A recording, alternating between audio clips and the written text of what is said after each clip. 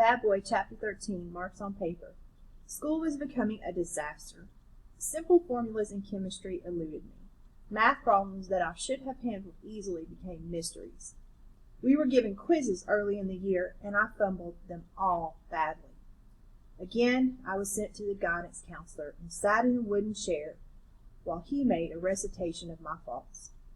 He asked all the right questions as to what I wanted to get from Stuyvesant, or whether or not I appreciated the opportunities I was being given.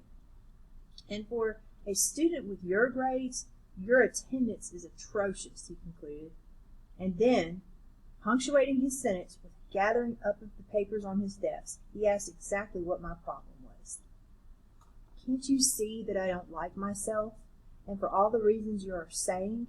Can't you see that I am more disappointed with my life than you could ever be? Can't you see that this school is only interested in what it sees as its successes, and I know I'm not one of them? He concluded the conference with an admonition that I had better get my act together, or I'd be in really big trouble. Again, I walked out of the office and out of the school. If it hadn't been for English, I would have never returned to 15th Street. The teacher, a dark-haired, intense woman, also ran the creative writing workshop. If any of you want me to read what you are going to write, she announced at the first class, you will be responsible for reading a reading list of my choice. She interviewed each of us, the interviews taking no longer than 10 minutes, asking what we were currently reading, what we had read the previous year, and what we thought of the books. She already had samples of our writing. She said that she liked my writing, and wrote down a list of 4 books she wanted me to read.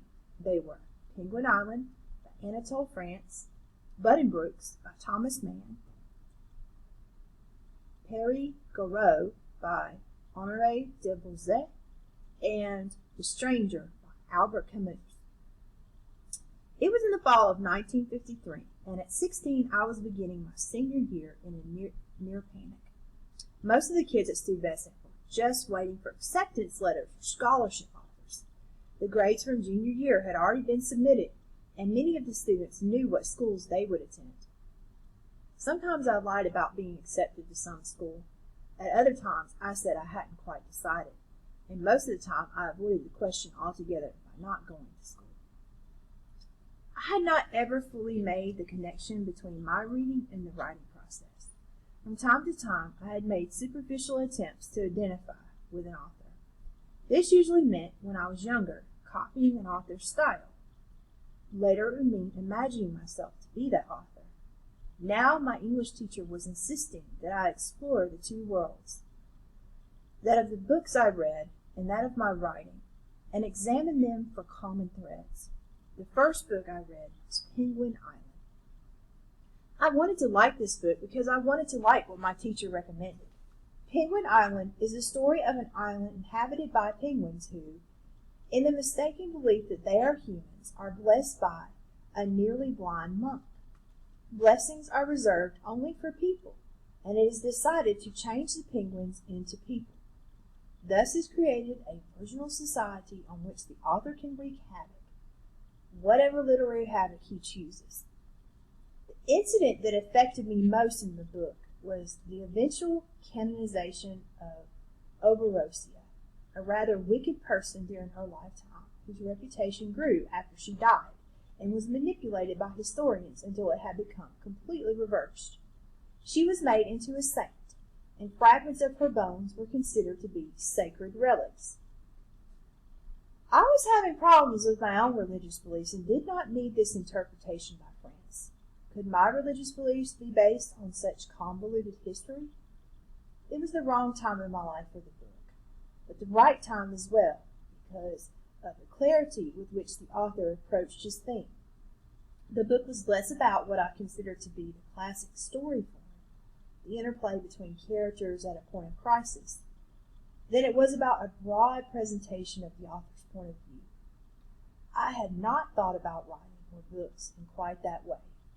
When I handed in my report about Penguin Island, my teacher gave me back a report pointing out all the weaknesses of the work and reminded me that I did not have to love every word of the book to appreciate it. My reading to my reading prior to my senior year had been largely hit or miss. I still read gobs of comics and an increasing number of trashy novels that promised any amount of sex content. I read God's Little Acre by Erskine Caldwell, or at least parts of it, once a month. I also found a tattered copy of Nana by Emile Zola, which might have been a masterpiece, but I was only interested in reading the hot parts.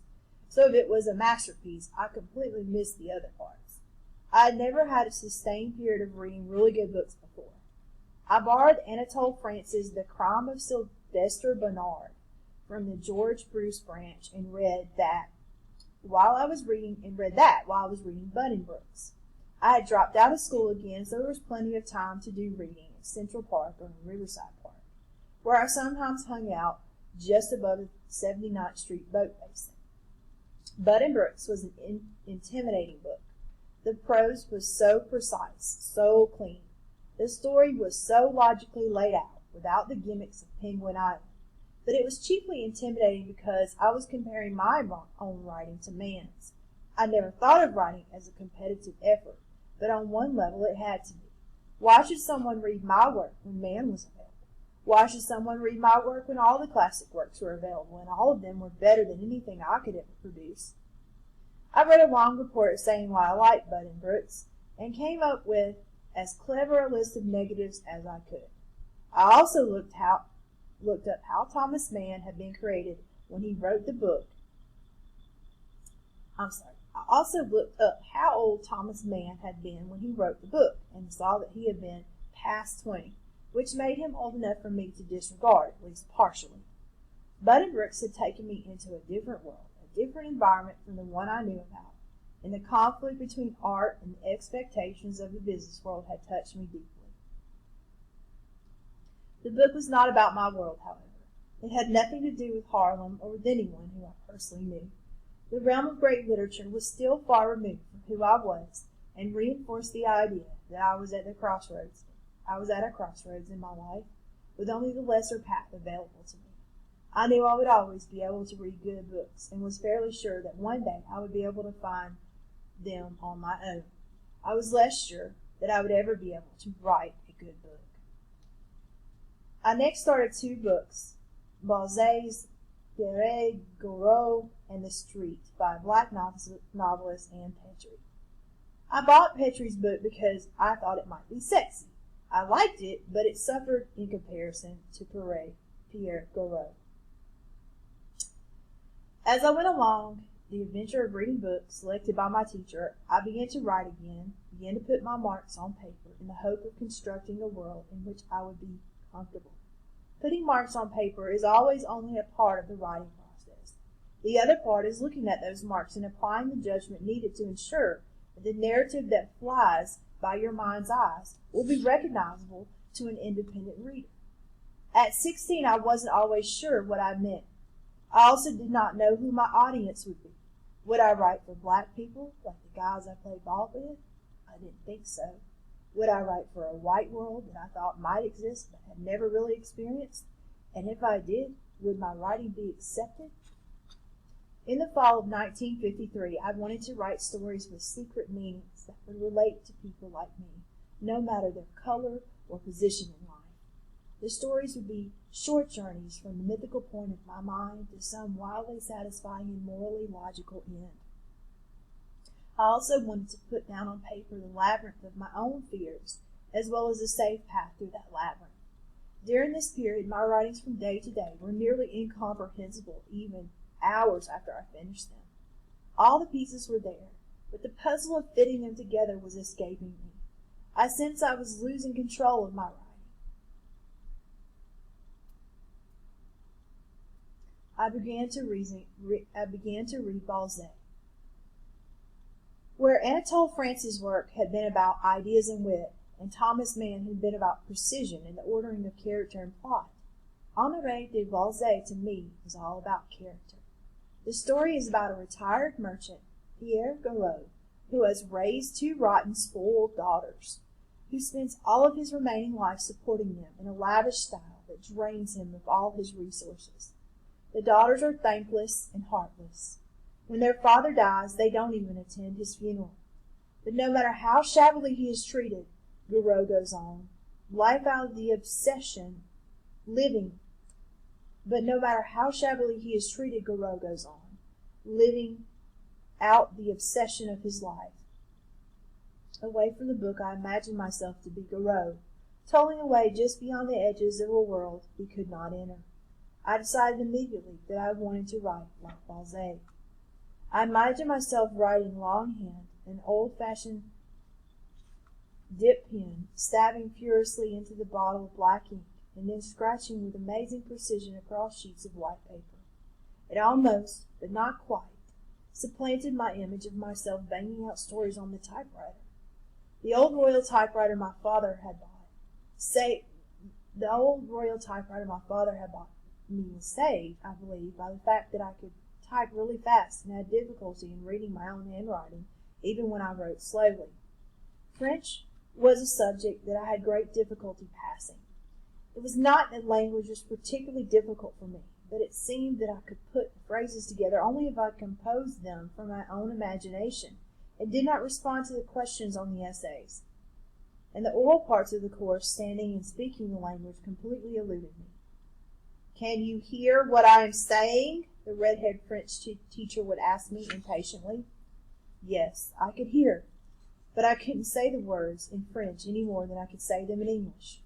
I wanted to learn French because I wanted to read Balzac's dialogue in French. The rhythms of his dialogue, even in translation, sounded perfect to me. I was so taken by Balzac that in my imagination I gave him a typewriter so that we would have more in common. Sometimes Frank Hall would come to my apartment. He told me how great it was. I found out he was sleeping in the hallways or in Morningside Park. Mama took an instant dislike to him, I think because of his eyes. They were always wide, red-rimmed, and staring. His sandy hair was discolored in patches to a grayish blonde. He looked black and yet non-black, calm, yet on the edge of turmoil, vaguely dangerous. When I read, I conjured images of the characters, and Frank, with his lean and hungry look, reminded me of Cassius and Julius Caesar.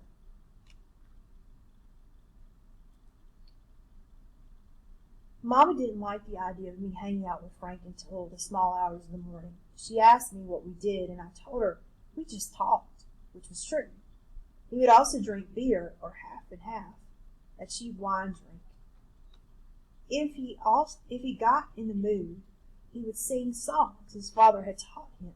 Frank was the only person I was hanging out with on a regular basis. Other than him, it was just books.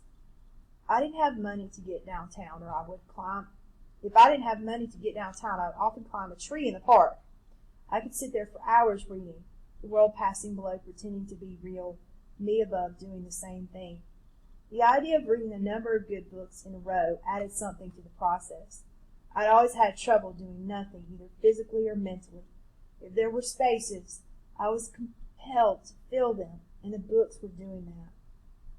They also shut out the rattling noise that filled my head with warnings and admonitions, all in the voice of a guidance counselor about where I was headed. I was now spending clear days reading in Central Park and rainy days in the movies. When I came home each day, I would check the mail and intercept any letters from the school, answering those that needed answering and discarding the others. This worked for a long time until one morning, Mama knocked on my bedroom door. I was already up and dressed and gathering my notebooks. "I'll be out in a minute," I called through the door. It was early fall and the apartment was cold. Mama had put it on the oven and opened the oven door to let the heat fill our small kitchen. I sat at one end of the table, where she had put a plate of toast. I saw that instead of her usual housecoat, she was dressed. "Are you going out?" I asked.